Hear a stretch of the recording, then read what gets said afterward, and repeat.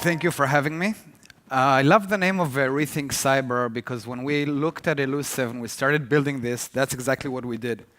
We started looking at cyber and thinking, can we rethink this in a manner of what cyber would look like from a proactive standpoint instead of a reactive one?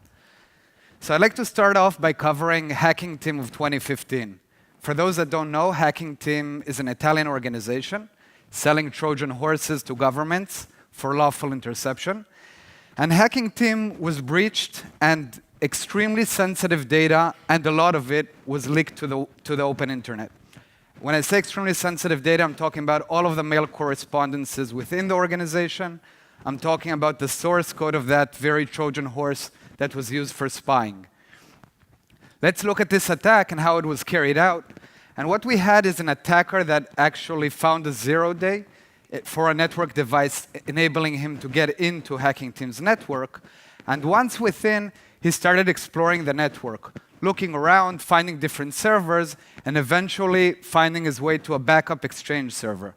The backup nobody was really monitoring, it's just a backup there on the side, but that backup server also contained domain administrator credentials. The attacker used these domain admin credentials to move to the live Exchange server. At that point, he had full access to all of the organization's mails and leaked those out, and moved on forward to make his way to the source code repository, get that source code, put it up on GitHub. You can all download it now. Obviously, these types of attacks are not as simple as we stated here, right? The attacker has to move within the network, he has to recognize it, he has to find everything around him and make sense of it all. Yet, with all of this complexity, the security solutions, even in such a security-aware organization, were not able to find the attacker. So the question is why? Why we were not able to find him in Hacking Team, why we are not able to find him in so many other attacks. And I'll argue that the reason for that is that we have taken a reactive approach to cybersecurity.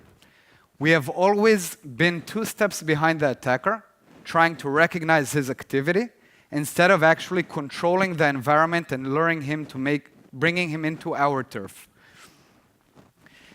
I'll split the security solutions into 2 different categories. The first one being what we call the blind spot model.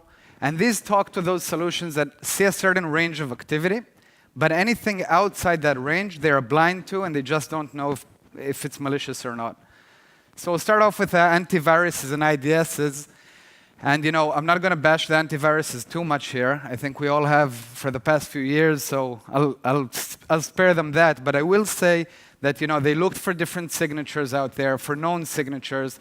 We all know how easy it is to morph and change our malware to get a new signature, which falls into the antivirus's blind spot. And then he doesn't recognize its malicious activity. We advanced moving on to the world of sandboxes, where the sandboxes would take a suspicious file, put it in a virtual machine, run it, see if it exhibits any kind of malicious behavior. But attackers were easily able to find out how to work around that. You recognize you're in a virtual machine? Don't be malicious. You're not in a virtual machine? Carry out your real intent. So again, they skipped it by the blind spot. So security has advanced and moved on to what we call the gray zone model. The gray zone model talks to the behavioral analysis and anomaly detection systems of the world, where they have been able to recognize legitimate versus malicious activities at the boundaries quite well. Yet life and behavior is a continuous spectrum, and everything in the middle is a lot more difficult to say.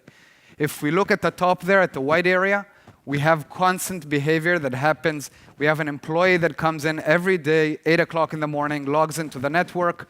If he does so tomorrow, sure enough, it's going to be marked as legitimate activity, very clear.